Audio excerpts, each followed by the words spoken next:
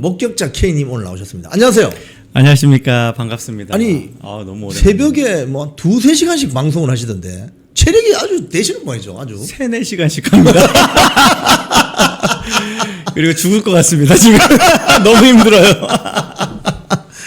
아니 예. 그 새벽에 이렇게 방송을 하시면은 그거 시청하시다가 듣다가 주무시는 분도 많다고 하시던데. 그럴 수밖에 없죠. 예, 그 시간에 이제 다들 자는 시간이니까. 근데 뭐 또 다들 그렇게 말씀하세요. 아, 자다가 잠들었어요. 그래서 아침부터 다시 봤어요. 뭐 이런 분들 많이 계시더라고요. 그래서 저는 조회수 2개씩 올라간다. 영상 하나가. 예. 네, 우리 목격자 K님이 그 이런 영상들을 잘게 썰어서 잘 설명해 드립니다. 그래서 제가 보니까 참 재미있게 방송을 하시고, 그래서 오늘 이것 좀 여쭤보겠습니다. 어제 5.18 추도식 있었는데 장동혁 대표가 5.18은 민주당 세력을 지칭하는 것 같은데 저들의 권력 확장 도구다.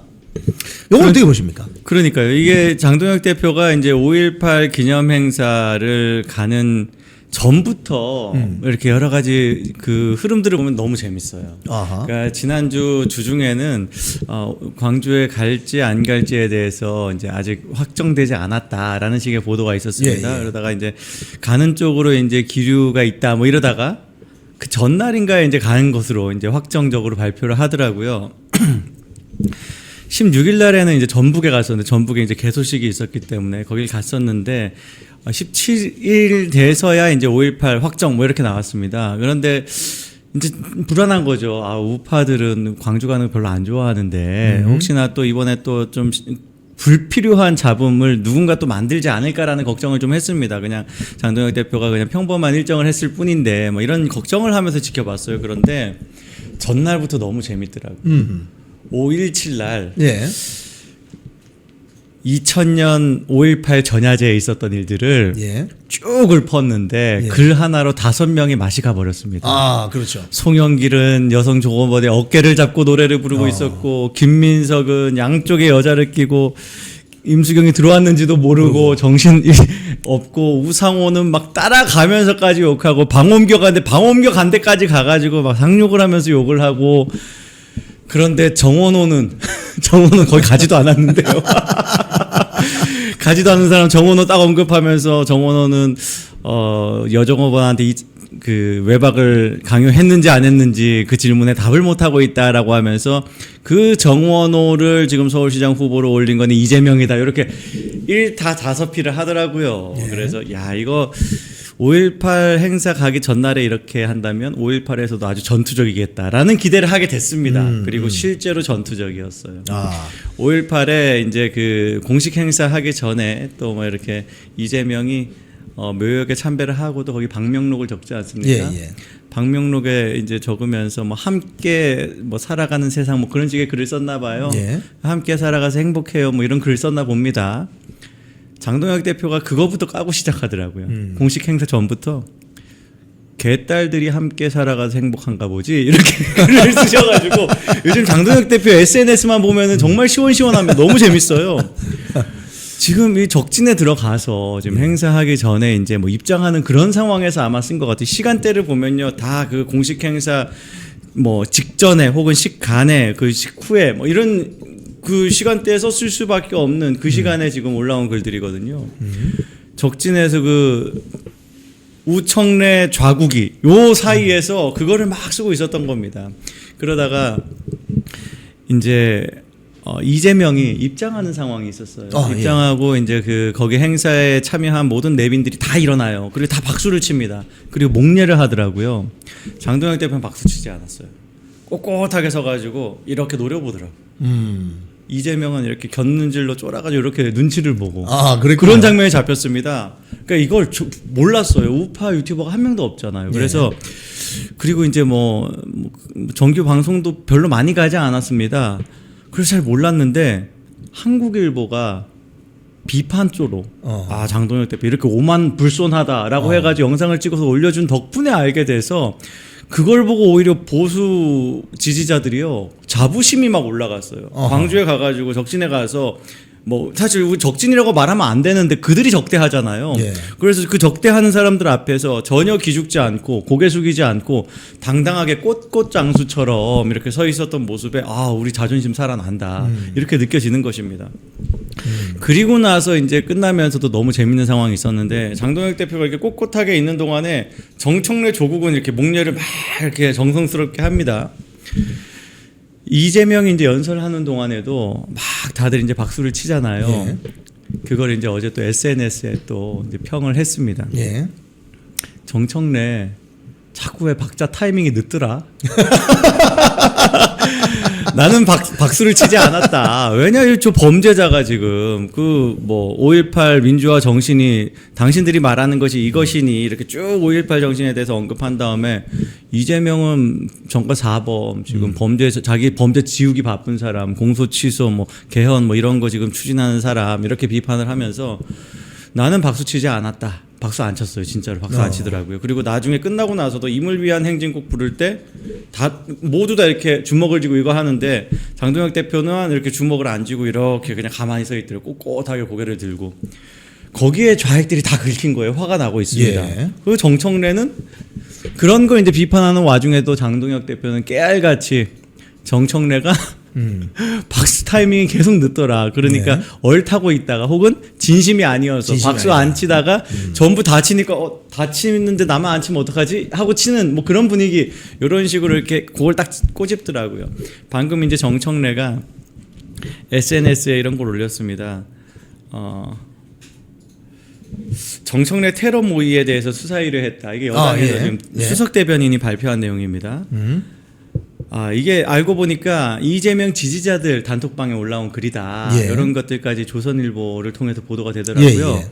이거 이제 친명 친청 갈등이다. 이렇게 우리가 이제 해석할 수밖에 없습니다. 특히 아무래도 이제 증거를 가지고 수사 의뢰를 할 것이기 때문에 그 증거라는 게 거기 증거면 명확하거든요. 그 캡처에 이재명 지지하는 사람들 하면서 이렇게 써 있어요. 예. 그걸 알면서도 수사 의뢰했다는 거는 이재명한테 한 방 먹이려고 하는 건가라는 게 우리 지금 논평가들의 해석입니다. 예. 그러니까 이제 정청래가 그거 이제 해명하겠다 치고 친명 친청 지지층 갈등 번져라고 하는데 분명히 말한다. 내가 가장 강력한 친명이다.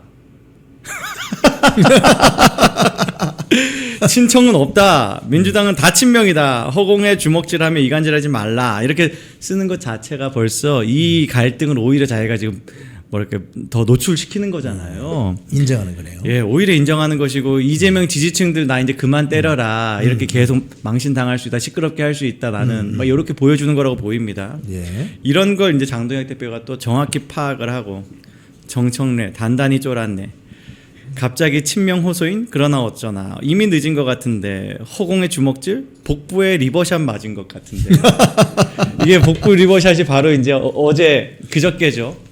최두호 선수가 이제 UFC에서 KO했던 장면이거든요. 예. 잽으로 이렇게 한 다음에 마지막에 레프트 바디로 그냥 여기 간이 있는데 간이 있는 데를 딱 치니까 바로 쓰러졌잖아요.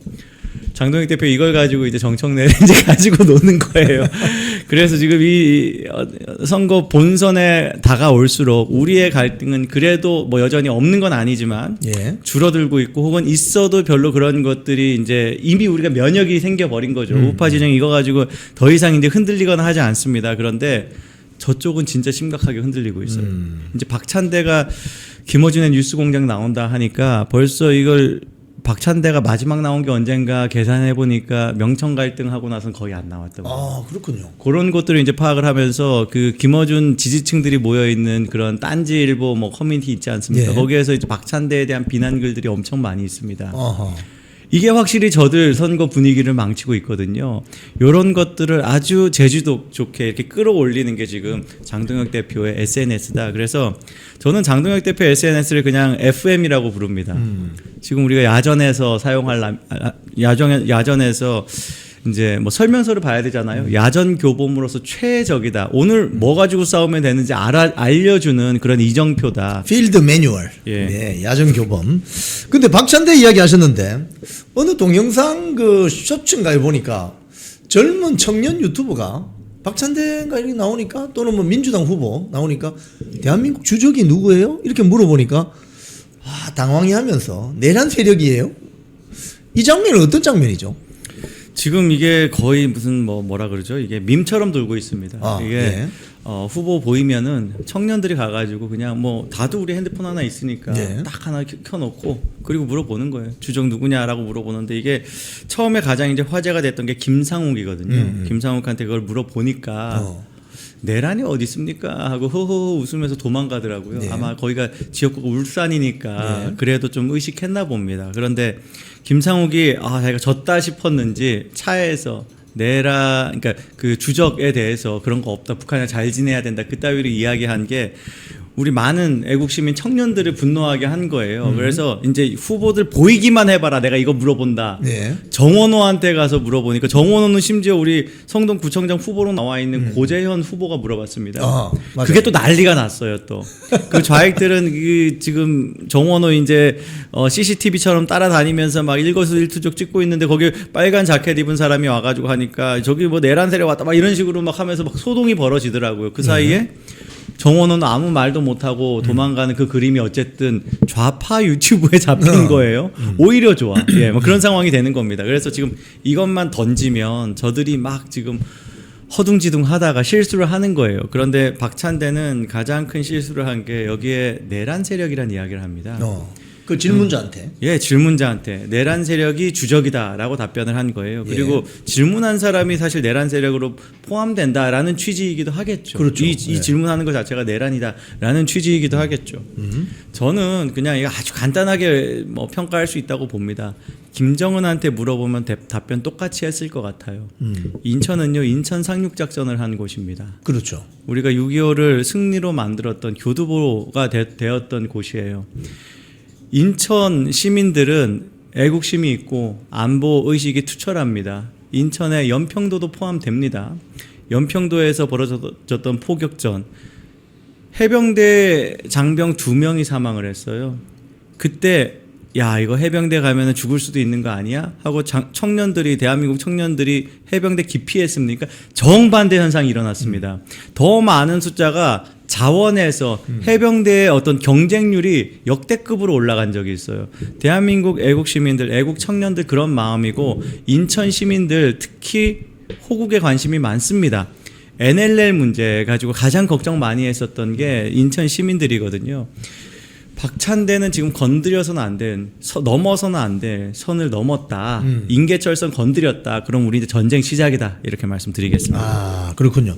왜 그 좌파들은 대한민국 주적이 누구예요? 라고 물어 왜 답변을 못 할까요? 그게 아주 어떻게 보면 쉬운 답변이 나올 수도 있는데 왜 그렇다고 보세요? 저는 대부분 이제 안보 의식 그리고 북한에 대한 관점, 친북 성향 이런 것들 대부분 탑재해 있다라고 보지만 그렇지 않은 사람도 거기 가면 그렇게 되거든요.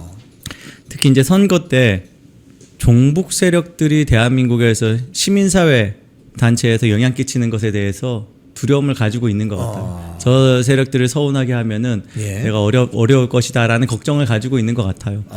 그렇기 때문에 우리가 더 질문을 해야 돼요. 더 질문해야죠. 예, 우리가 많은 이제 후보 같은 경우에 토론에 나오면 이제 그런 부분 질문해가지고 답변 못하는 모습을 연출하는 거 그 자체가 굉장히 의미가 크다. 뭐 정원호 같은 경우는 사실 뭐 이게 아마 안보, 뭐 이념, 뭐 종북 성향 뭐 이런 거 상관없이 답변하기 시작하면 유흥업소도 답변해야 될까봐 지금 가만히 있어야 되는 것이거든요. 그래서 정원호한테는 그냥 우리 토론회에서 쿠쿠다스 선물하면 됩니다. 쿠쿠다스 주면 되고 쿠쿠다스만 주면 이제 자백을 다 해버리기 때문에 쿠쿠다스만 주면 이제 정원호는 해결이 되는 것이고 나머지 이제 후보들 같은 경우에는 다들 이 질문을 던지는 순간 시원하게 답변하는 사람 한 명도 없을 거예요. 오늘 또 보니까 김부겸 후보가 대구에서 이제 거리에 다니면 야 김부겸은 하루에 뭐 한 번 두 번씩 꼭 고성 항의를 받습니다. 그거 있더라고요. 많은 그런 뭐 5.18 관련해서도 세금 저렇게 낭비하는데 답변 좀 해보라고 답변을 못해요. 제가 좀 준비해서 확인해보고 답변하겠습니다. 그런 이야기해요. 확인해보면 뭐 합니까? 답변 못하지. 그 지금 좌익들 심기 거스르면 안 되잖아요. 그런 사람이면 대구에 왜 나왔습니까? 양평에 잘 쉬고 있었잖아요. 거기에서 은퇴 노후 생활 잘 보내십시오. 양평으로 돌아가십시오. 지금 사실 우리가 뭐 한 달 전으로 약간 복귀를 해보면은 그 당시에 국민의힘의 어떤 지방선거 광역자치단체장 후보 공천 과정에서 이런저런 파열음들이 있었던 게 사실입니다. 그렇죠. 그리고 그게 보수우파 정당에서 자유롭고 경쟁하다 보면 그런 파열음이 생길 수도 있어요. 그죠? 맞습니다. 그런데 민주당은 이미 뭐 단수 공천 때리고 뭐 조기에 정리해 나가는 듯하게 이렇게 했기 때문에 마치 앞서가는 것처럼 보였지만 국민의힘에 이제 그 후보들이 다 라인업이 되고 나서 지금 한 보름 정도 남았지 않습니까? 이제부터 이게 지지율이 확 따라붙는 것 같은 느낌이 드는데 지지율 그 추이도 보면 그렇고 그건 어떻게 보십니까? 저는 지지율이 올라가고 있는 것도 없지 않다라고 보지만 지난 4월달 지지율이 상당히 허상이었다라는 생각을 합니다. 예, 그 자체가 실제로 지지층이 이탈해 나간 효과라기보다는 보수가 샤이해졌거나 혹은 여론조사에서 질문 방식이나 이런 걸로 내부 갈등을 부추기는 방식 그렇게 해서 마치 이제 원래 우파 그리고 선거 때 본질적으로 우파를 이제까지 찍어왔던 사람조차도 응답하기 어렵게 만드는 그런 구조적인 함정이 있었다라는 생각을 합니다. 그런 것들을 이제 뚫고 왔다 넘어왔다라는 생각을 해요. 아까 말씀하신 것처럼 공천에서의 내용도 없었던 게 아니고 실제로 저도 심각하게 봐왔던 부분이기 때문에 그럴 때 우리 우파들이 다 이제 질이 멸렬하게 다 흩어지면 어떻게 하나라는 걱정을 안 한 건 아닙니다만 또 말씀하신 것처럼 공천이 어느 정도 잘 이제 정리가 되면서 그래서 역시 그래도 우파 정당이지 하고 다시 결집하는 분위기가 생긴 것도 있습니다. 그런데 저가 느끼기에 이제 우리가 어떻게 보면은 작은 미묘한 변화가 사람들의 어떤 정서나 기세를 좌우할 수 있거든요. 예. 가장 최근에는 공천뿐만이 아니라 장동혁 대표를 우리가 믿을 수 있는가라는 그런 우파 진영 내부에 어느 정도의 분위기가 있었어요. 예를 들면 공천 같은 것도 그런 의구심을 계속 이제 지속되게 만든 것이죠. 그 전에 결의문이라든가 혹은 사과 기자회견이라든가 이런 것들이 뭐 장동혁 대표에 대해서 덮어놓고 이건 무조건이다라고 하는 건 아니지만 예를 들어서 한동훈처럼 취급하는 건 아니지만 좀 불안하다라는 의구심이 있었던 것 같아요. 그렇지 않은 사람들과 그런 사람들이 공존하는 시기였다면 장동혁 대표 미국 갔다 오고 나서 분위기 많이 달라졌다라는 생각을 합니다. 미국을 가서 만났던 사람들 그리고 해왔던 발언들 행보들 돌아와서 했던 발표들 그리고 나서 미국에서 이제 장동혁 대표가 만난 사람들이 50여 명 모여가지고 이재명 정권에 대해서 저 뉴 레프트윙 거버먼트 새로 이제 뭐 지금 출범한 좌익 정권이 친중하는 것이 문제다라는 성명을 하게 만든 것 이런 것들이 장동혁 대표가 미국에 대해서 중요하게 생각했고 미국과의 관계에 대해서 우리 애국 시민들이 원하는 걸 지금 물꼬를 텄다 네트워크를 만들었다 이러면서 역시 우리 우파들이 원하는 걸 해주는 당 대표구나라고 이제 조금씩 이제 믿음을 다시 주기 시작한 것이에요. 그럴 때 장동혁 대표가 이제 방미를 끝내고 난 직후에는 레거시 미디어가 사진 한 장 가지고 조리돌림하면서 또 당내에서도 그거 가지고 불만을 막 제기하면서 맞습니다. 잠깐 위축되었던 것도 있지만 말씀드렸던 그 데럴 아이사의 그런 어떤 그 미국을 방문하고 와서의 어떤 효능감들이 하나씩 드러나면서 자신감을 얻더라고요. 그때부터 아주 거침없는 행보를 하는데 특히 장동혁 대표가 이분 너무 샤이하신가 싶었는데 그래서 좀 그러지 마시고 이제 글 잘 쓰시니까 SNS 다양하게 하셨으면 좋겠다라는 조언을 주변에서 많이 했거든요. 뭐 지금 애국 시민들도 많이 이야기했던 것이고 SNS를 많이 이제 개설하시더라고요. 스레드도 하시고 트위터도 하시고 그리고 굉장히 활발하게 활동을 하시는데 자신감이 확 느껴지는 게 이재명을 부를 때 대통령을 직함을 부르지 않습니다. 그렇죠. 그냥 이재명하고 반말하고 그걸 심지어 한병도가 시비를 걸 정도로 왜 우리 대통령한테 반말하냐 막말하냐 뭐 이런 식으로 시비를 걸 정도로 거침없이 들어가는 거예요. 당 대표가 보수의 자존심을 살려주고 있는 것이에요. 이번에 광주에 가서도 그런 그림을 만들었잖아요. 우리가 지난 1월, 2월, 3월 당내에서 어마어마하게 흔들고 있을 때 위축되어 보였던 당대표였는데 그리고 실제로 위축되었던 것 같기도 한데 미국 갔다 오고 난 다음에 도대체 사람들이 이렇게 이야기합니다. 미국에서 도대체 뭘 봤길래 저렇게 갑자기 자신감이 생겼을까 무슨 얘기를 들었길래 뭐 이런 이야기를 할 정도로 딱 그걸 기점으로 해서 압도적인 자신감, 압도적인 어떤 공세적 모습을 보이고 있다. 이런 것들이 보수를 그러니까 이런 거예요. 보수가 무조건 2번으로 결집해야지 선거 때는 라는 분위기는 관성처럼 생기지만 그것의 정도의 차이거든요. 그게 흐지부지 되는 경우에는 2018년 같은 선거 결과가 나올 수가 있습니다. 그때 보수 결집했다면 한 건데 여론조사로는 예를 들어서 서울 같은 것도 50대 15 나오다가 결집한 게 뭐 50대 30 정도로 선거 결과 나 이런 식이거든요. 지금은 이제 거의 여론조사부터 팽팽해졌습니다. 그때랑 아예 달라요. 지금 보수층이요 탄핵 당하고 처음 치르는 지방선거다라는 어떤 그런 구조 자체가 무색하게 아주 주요한 지역에서 지금 격전지를 만들어내고 있습니다. 크게 지고 있는 지역이 많지 않아요. 예. 서울도 거의 다 따라잡았고 오차 범위 안에 들어가는 여론조사가 많이 나오고 맞아요, 있고 맞아요. 충청도 그렇고 충남은 이기는 여론조사도 덜어는 있고 맞습니다. 이런 상황 자체가 지금 우리가 가지고 있는 정치적 구조를 생각하면 조건을 생각하면 말도 안 되는 상황이거든요. 이재명의 지지율 뭐 60% 넘었다? 저는 그게 거품이었다라고 생각을 합니다. 그런 것들이 지방선거로 거품이 꺼진 걸 확인하고 난 다음에 이재명 지지율은 곤두박질 칠 것이다 라는 확신을 가지고 있습니다. 그건 코스피 거품으로 같이 부풀린 가짜 지지율이 아니겠는가라고 조심스럽게 한번 관측해 봅니다. 지금 우리 마지막으로 이 삼성전자 노조의 파업에 대해서 죄송합니다. 지금 그 김용범 청와대 정책실장이 국민 배당금 뭐 이야기해가지고 주가가 완전 폭락을 했었잖아요 며칠 전에. 그렇죠. 예. 그 국민 배당금이라는 게 결국은 영업이익을 잘 내는 기업들의 돈을 뜯어서 그 회사와 전혀 관계없는 일반 국민들에게도 나눠주자 이거 아닙니까? 그 맞습니다. 공짜 주자 이 소리인데 산타크로스 할배도 아니고 말이죠. 삼성전자 노조도 지금 성과급을 가지고 성과급 협상을 해서 지금 파업을 하겠다 이렇게 지금 거의 지금 경고 내지 협박을 하는 것 같은데 이거 어떻게 보십니까? 지금 사측에서 제안했다라고 알려지고 있는 내용이 성과급으로 내년에 5억, 6억, 7억 요 정도 받는다는 거예요. 607% 연봉의 607%를 상여금으로 주겠다. 아, 국민들 진짜 화납니다. 이런 조건을 받고도 파업할 수 있죠. 파업할 수 있는데 어떤 목소리를 내고 있냐. 회사가 뭐 망가지더라도 예. 분사할 각오를 가지고 혹은 삼성전자를 없애겠다라는 각오로 지금 한다는 거예요. 예. 삼성전자 없어져야 된다라는 말을 하더라고요. 그런 마음으로 지금 파업을 하고 있습니다.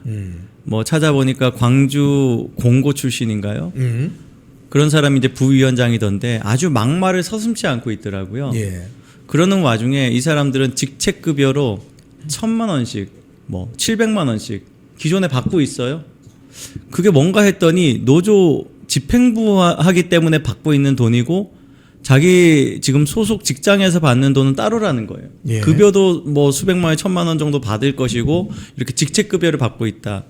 이런 내용들을 보고 노조에 가입했던 근로자들이요 어마어마하게 지금 그 탈퇴 러시를 하고 있다고 합니다. 한꺼번에 4,000명이 빠졌다라고 하고 있어요. 예. 그러니까 지금 이 노조의 이 쟁의 자체가 정상적인 그러니까 회사와 상생하고자 하는 그런 쟁의가 아니다. 결국에는 기존에 이제 이 어떤 아주 강성 노조들이 회사를 망하게 하겠다라는 벼랑 끝 협상으로 자기들 이익만 챙겨가겠다. 그렇게 해서 회사들 넘어진 회사들이 수도 없이 많습니다. 예. 쌍용 자동차는 그냥 사라져 버렸잖아요. 이제 아하. 쌍용 자동차 아예 이름도 없어지지 않았습니까? 맞습니다. 주인이 인도로 바뀌었다가 중국으로 바뀌었다. 이제 KGM으로 결국 겨우 이제 부활하나 마나 뭐 그러고 있는데 예. 그러는 동안에 얼마나 많은 사람들이 직장을 잃었습니까? 저는 이 삼성 노조가 결국에는 그런 전철을 밟아가게 될 것 당연히 걱정할 수밖에 없는데 우리가 여기에서 가장 중요하게 이야기해야 되는 건 아까 김용범 실장도 이야기했지만 이재명을 이야기할 수밖에 없어요. 노란봉투법 밀어붙인 사람 누굽니까? 노란봉투법 처음에는 우리가 저거 지금 윤석열 대통령이 거부권 행사하게 만들려고 예. 더 자기들이 생각해도 말도 안 되는 거 지금 올리고 있다라고 평가를 했습니다. 예. 그리고 아마 그게 맞았을 거예요. 그런데 그런 관성이 자기들도 예상 못한 시점에 자기들이 집권하게 됐습니다. 그걸 자기 스스로 거부권 행사할 수는 없는 상황이 됐죠. 그러니까 야당일 때 억지 쓰기 위해서 했던 게 자기들 정권 잡았을 땐 실제로 실행해야 되는 일이 되어버렸습니다. 그런데 결국 그 노란봉투법 때문에 벌어진 일이 방금 보신 것처럼 삼성에서 어마어마한 만일 파업이 실행되면은 100조의 손실을 볼 수 있다. 100조는 당장 지금 파업 때문에 생기는 손실이고 그게 항구적으로 영향을 끼칠 수 있고 그 금액은 훨씬 더 천문학적으로 커질 수가 있습니다. 예. 우리가 지금 삼성이 지금 경쟁이 없는 구조가 아니에요. TSMC랑 싸워야 되고 하이닉스랑 싸워야 됩니다. 그러니까 삼성이 괴멸적 데미지를 입을 수도 있는 일이기 때문에 이거는 정말로 뭐 정부 차원에서 이런 것들이 벌어지지 않도록 해야 되는데 오히려 이재명 정부는 그런 일이 벌어지도록 노란봉투법을 만든 것이에요. 그렇죠. 민사적인 책임을 단체가 지지 않게 한 것 자체가 문제입니다. 애초에 그 법을 만들 때 굳이 전문가까지 갈 필요도 없이 일반인들이 보기에도 그렇게 하면은 기업 경영 망한다라고 이야기해 왔고 실제로 유럽 상의와 미국 상공회의소에서도 이것 때문에 우리 한국에서 사업 못한다. 그렇죠. 있는 사업도 지금 철수하고 가고 돌아가는 그런 추세가 되어버렸고 새로운 사업을 안 한다는 게 가장 큰 문제입니다. 맞습니다. 새로운 사업이 들어와야지 계속 외국에서 이제 투자가 유치되어야지 대한민국의 어떤 산업 경쟁력도 같이 올라가는 것이고 대한민국의 경제 규모도 같이 커지는 것 아닙니까? 그런 것들을 국민들이 윤택하게 누릴 수 있는데 그런 경제가 융성할 만한 일들을 지금 차단한 것이 노란봉투법이 된 것이에요. 맞습니다. 그런 일들이 실제로 지금 이런 엄청난 국가적 손실을 만들 만한 파업이 벌어지니까 이재명이 어제 남의 일처럼 쓴 글이 있습니다. 노동권뿐만 아니라 기업 경영권도 소중하다. 그거 알아서 우리가 노란봉투법 만들면 안 된다고 한 것입니다. 그렇죠. 더 황당한 것은 삼성이 이제 실제 노조가 파업을 하면 긴급 조정권을 행사하겠다라고 네. 협박을 했어요. 그 우파 정권에서도 잘 안 하던 겁니다. 맞습니다. 긴급 조정권은 그냥 파업이라는 게 유명무실하게 만들 수 있는 것이에요. 그렇죠. 그러니까 이 긴급 조정권이라는 거는 만일 언급을 한다 하더라도 쟁의가 꽤 길어져 가지고 일반 국민들까지 심각한 영향을 끼칠 정도가 되면은 그때 이제 발동하는 거죠. 예, 그때 발동한다라고 하면서 명분을 잡아가는 것인데 파업을 시작도 안 했는데 이걸 한다고요? 이 자체가 노란봉투법 왜 만들었냐는 거예요. 이렇게 되면 파업 원천 봉쇄 아닙니까? 실제로 그렇게 될까요? 이 지금 이재명 정권이 자기네들이 가지고 있었던 그 노조에 굉장히 기울었던 그런 스탠스를 지금 갑자기 이렇게 고쳐 잡는 이유가 뭘까요? 삼성이 파업하면 코스피 박살 나거든요. 이거 우리가 다 알고 있거든요. 그걸 다 아니까 또 삼성 노조도 기가 막히게 파업 시기를 정한 겁니다. 5월 21일 날 시작해가지고 18일 동안 한다. 네. 정확히 선거 기간이에요. 네. 21일이 선거 운동 기간입니다. 그렇죠. 시작하는 날이에요. 공식 선거운동 기간. 예, 그때 출정식 이제 하나하나 벌어질 때 출정식이 이 파업 뉴스로 다 덮이게 생겼습니다. 예. 그러니까 발등에 불 떨어진 거예요. 그 출정식 해야 되는 민주당이 출정식 합니다라고 뉴스를 뿌려야 되는 날 코스피 폭락했습니다라는 뉴스를 보게 되는 것이에요. 그게 겁나니까 아예 시작도 못하게 막겠다는 겁니다. 여러분 이게 이재명 정권의 민낯입니다. 자기네들이 본질입니다. 이제까지 해왔던 노동을 소중해야 한다, 약자를 소중해야 한다. 이거 자체가 다 허상이고 거짓말이었던 거예요. 그 엄두도 못 내도록 이 긴급 조정권으로 지금 협박을 하고 있고 노란봉투법이 개인에 대해서는 구제하지 않는다라는 걸 가지고 지금 그 집행부를 협박하는 것이잖아요. 그렇죠. 그런데 집행부는 이제 그 협박에 굴하지 않겠다라고 강하게 나가고 있고 어제 이제 교섭이 결렬되고 오늘 이제 재개한다고 하는데 저는 모르겠습니다. 이게 정말로 파업이 될지 안 될지 그리고 파업하는 거 바라지도 않아요. 뭐 정치적으로 우리가 잠깐 이익을 볼 수 있을지언정 그런 파업은 바람직하지 않다, 좋지 않은 전례가 될 것이다라는 생각으로 거기에 반대하는 입장입니다만.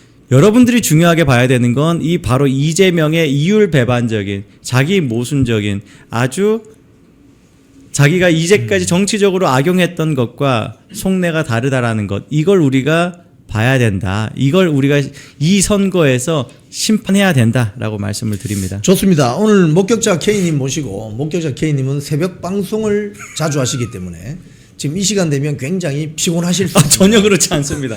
엄청난 에너지로 지금 전국 그리고 해외에 계신 많은 시청자님들을 지금 감동시키고 있는데 제가 오늘 해명 하나만 해도 한번 될까요? 하세요. 네. 많은 분들이 목격자 K 저 졸릴 텐데 하면서 걱정하면서 봐요.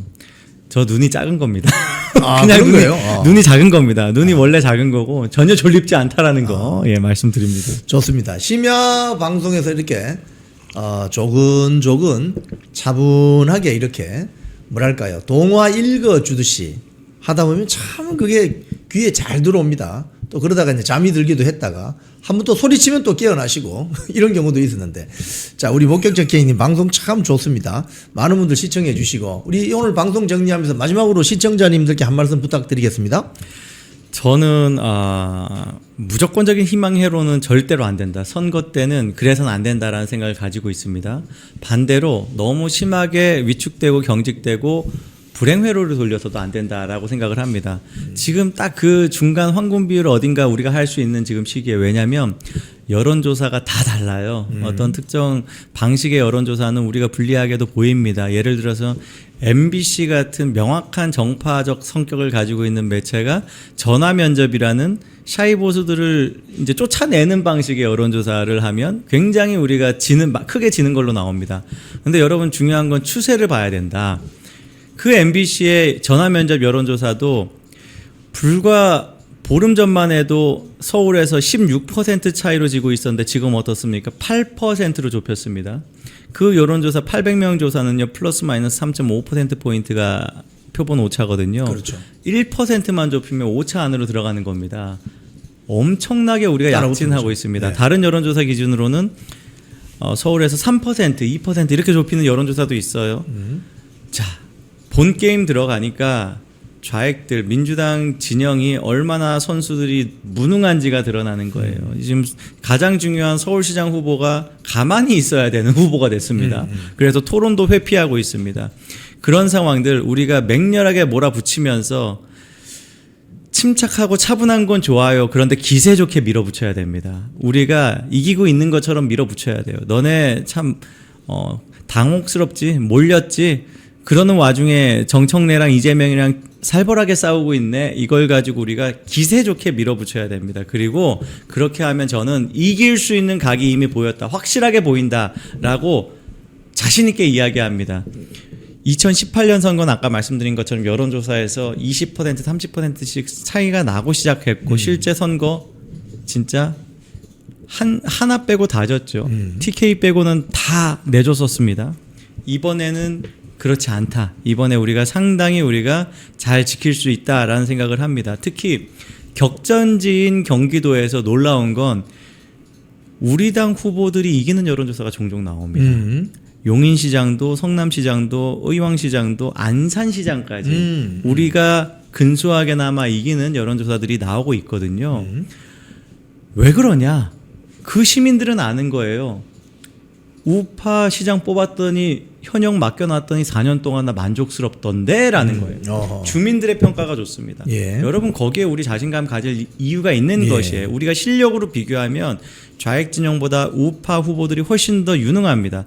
자신감 가지고 적극적으로 영업하세요. 제가 지금 말씀드렸던 이 지자체들 사실 우리가 이기기 쉽지 않은 지역들입니다. 경기 남부는 다 그래요. 특히 안산 같은 데가 어떻습니까? 자신감 가지고 목소리 내서 오프라인에서 만나는 우리가 잘 알고 지내는 지인들에게 우리 국민의힘 후보 한번 언급하기 좋은 판이 열렸습니다. 그렇게 하면 이깁니다. 한 사람이 3명 설득한다라는 생각으로 한번 남은 기간 동안 한번 하면 우리 이길 수 있습니다. 자신감 가집시다 라고 말씀드립니다. 네, 우리 목격자 K님 오늘 출연해 주셔서 고맙습니다. 감사합니다. 감사합니다. 네, 오늘 방송 정리하면서 여러분께 안내 말씀 하나 드리겠습니다. 메시지가 고정되어 있습니다. 뭐냐? 우잘사 네이버 카페가 오픈됐습니다. 우잘사 네이버 카페. 여기 고정된 메시지를 클릭해 보시면 네이버 카페에 우잘사 네이버 카페가 열렸습니다. 이영풍은 멈추지 않는다. 뭐 이렇게 해서 우잘사 관련 뉴스라든지 정보 등이 있고 또 앞으로 우잘사 모임 이런 거 할 때 여기다가 이제 뭐 모임 공지도 하고 또 우리 집회도 같이 갑시다 이러면 여기도 공지를 할 겁니다.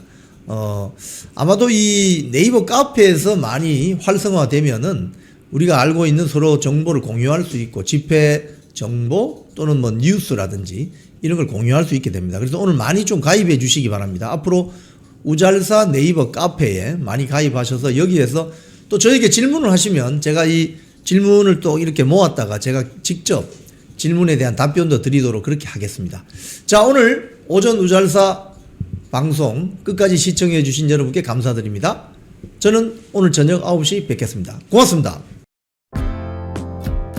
쿵TV를 사랑하시는 시청자 여러분, 대한민국은 지금 체제 전쟁 중입니다.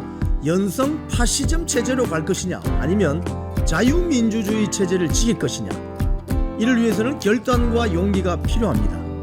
민주당의 정보통신망법이 통과되어서 오는 7월부터 시행이 됩니다. 이렇게 되면 언론 자유 훼손은 물론이고 자유우파 유튜버들의 산업 생태계에 심각한 지장이 예상됩니다. 여러분, 어떻게 해야 되겠습니까?